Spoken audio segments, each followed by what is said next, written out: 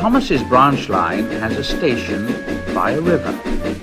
As he rumbles over the bridge, he often sees people fishing. Sometimes they stand quietly by their lines. Sometimes they actually jerk fish out of the water.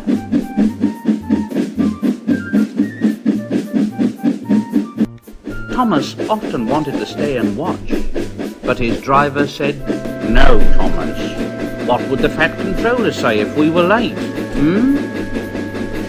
Thomas thought it would be lovely to stop by the river. I should like to go fishing. Every time he met another engine, he would say, I should like to go fishing. They all answered, "Ha! Engines don't go fishing, sure." But that made Thomas impatient, and he would say, Silly stick in the muds. Thomas generally had to take in water at the station by the river. One day he stopped as usual, and his fireman put the pipe from the water tower into his tank. Then he turned the tap on, but it was out of order and no water came. Thomas said to his driver, Oh, bother! Oh, bother! Oh, I am thirsty. "Oh, never mind, Thomas. We'll get some water from the river."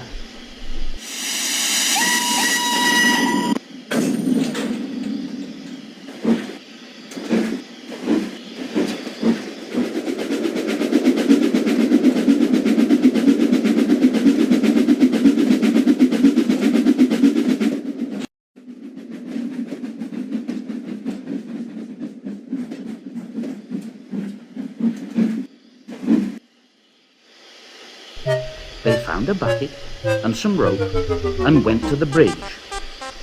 Then the driver let the bucket down to the water. The bucket was old and had 5 holes in it, so they had to fill it, pull it up, and empty it into Thomas's tank as quickly as they could. Thomas's fireman sang, "There's a hole in my bucket, dear Liza, dear Liza." But the driver said, "Never mind about Liza. You empty that bucket before you spill the water over me. Go on." At last, they finished, and Thomas started off. That's good, that's good. And Annie and Clarabelle ran happily behind. That's very much better. That's very much better.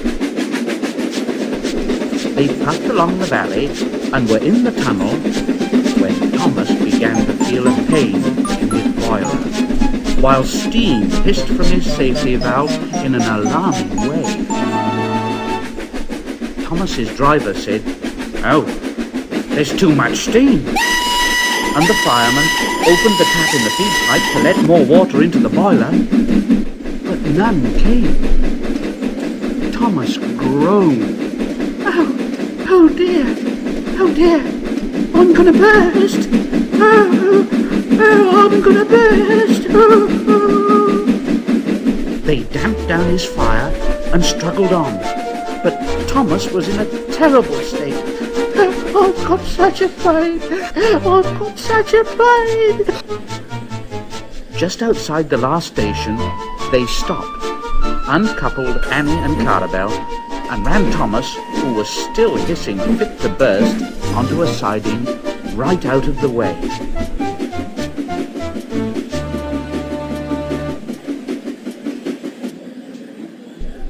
Then, while the guard telephoned for an engine inspector and the fireman was putting out the fire, the driver wrote notices in large letters, which he hung on Thomas in front and behind. Danger. Keep away. Soon, the inspector and the Fat Controller arrived. "Oh, cheer up, Thomas. We'll soon put you right, yes." The driver told them what had happened, and the inspector said, Oh, so the feed pipe is blocked, eh? Well, I'll just look in the tanks." He climbed up and peered in. Then he came down and said to the fat controller, Excuse me, sir, but look in the tank, will you, and tell me what you can see? Oh, yes, certainly, Inspector. Certainly. He clambered up, looked in, and nearly fell off in surprise. Well, I never, Inspector. Can you see fish? Goodness gracious me! How did the fish get in there, driver? Thomas's driver scratched his head. We must have fished them from the river. And he told them about the bucket. The fat controller laughed. Well,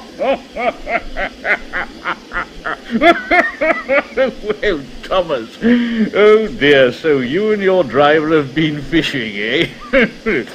But fish don't suit you, do they? No, we must get them out. So the driver and the fireman fetched rods and nets, and they all took turns at fishing in Thomas's tank. When they'd caught all the fish, the station master gave them some potatoes. The driver borrowed a frying pan, while the fireman made a fire beside the line and did the cooking. Then they all had a lovely picnic supper of fish and chips. The fat controller finished first. Yes. That was good. Very good indeed. But fish don't suit you, Thomas, do they? So you mustn't do it again. And Thomas said, No, sir, I won't. Engines don't go fishing. It's too uncomfortable.